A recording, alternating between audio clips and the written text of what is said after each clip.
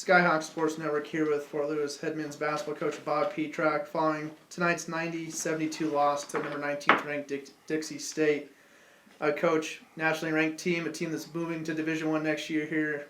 Just your initial thoughts on tonight's ball game? Yeah, just disappointed with our level of defense. To give up 90 in your own building. I thought we had a really good first half. Thought we really battled, and then just weren't able to sustain the defensive end, and then we got a gap, and then we started taking some longer shots because you get desperate. I don't think it was a 20-point game. I thought it was much closer than that. I thought it was a really good game for about 30 minutes, and we just, for whatever reason, we're just not able to concentrate long enough defensively to execute against a really good team. And they got loose a little bit, and they started making some threes, and they shot such a high percentage that it was hard for us to overcome. Coach, obviously, you guys know what Pagankoff and Schofield can do. I know the key was not letting some of those role guys get off. Wilson, obviously, big in the second half, and Stain. Just what did you see that they were getting out of those open looks, and how much of it was Pagankoff just kind of orchestrating to get them open? Yeah, well, we wanted to try to keep them off the three-point line the best we can. That's why we were switching so much, but obviously it didn't work when they made 10 of them. And I don't know, for whatever reason, teams seem to be making a lot of threes against us. We're trying to get better at it, but 10 of 22 is pretty good. But they're a good team. They're a really good ball club. There's a reason why they're in first, and that's a regional caliber, deep run type team. So we're going to play them again later in the year, and hopefully we can do a little bit better. But when you give up 90, it's hard. I thought, I do credit our team. I really thought we really came ready to play. Good first half. Got the lead up. We had a good lead on, and we just we're young in spots, and it's just hard. Bottom line. It seemed like they really wanted to make Ferris move a lot. Do you feel like they were able to maybe make him a little bit more tired tonight? Yeah, I just don't think Ferris had a great game for him. He's a great player. He didn't have a great game tonight. Took some longer shots. I think their collective size and their strength and the multiple bodies they can put on you wore him down a little bit. That's what I think about Ferris. I thought Boatwright had a really nice game, and you know there were some positives tonight, no doubt. You know, even when you lose, you look for positives. But for us to beat a team like Dixie State, we're going to need to have everybody play close to their best, and we certainly didn't have that. Just how tough is it any time when they hit a big three and you guys just don't kind of have the answer as far as the big shot goes?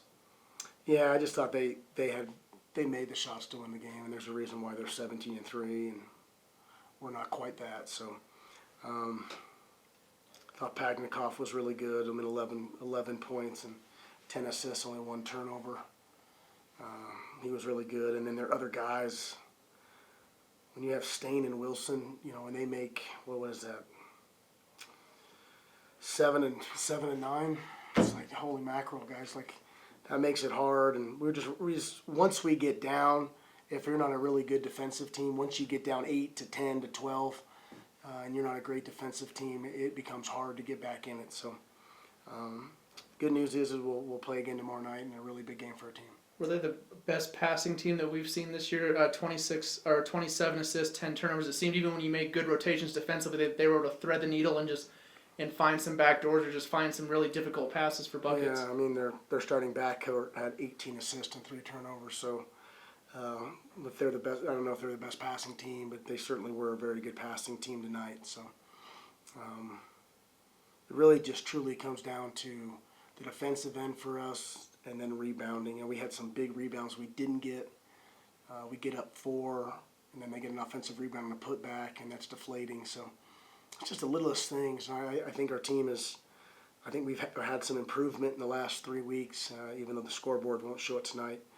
And hopefully, tomorrow's a huge game for us. If you look at the way the conference is right now, it's a game we're going to need to have.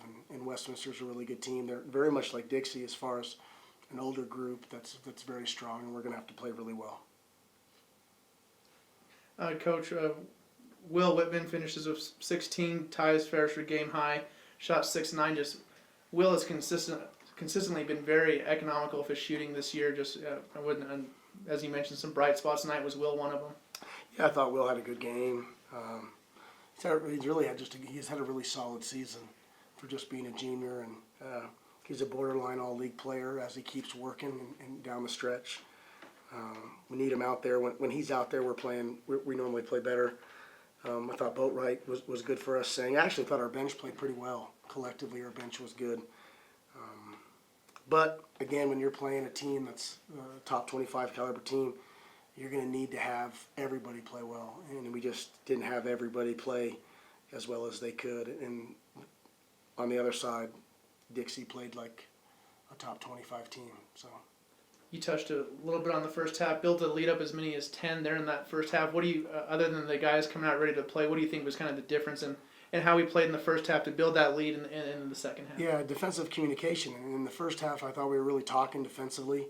Thought we had a decent game plan for it. And then in the second half, we get a little tired. The talk changes. You're on the other end of the court where the coaches aren't helping you. And then you give up 52 points. I mean, not much to say. If you give up 90, 50 and a half, you're not going to win very many. Well, thanks, Coach. Appreciate it. Thank you.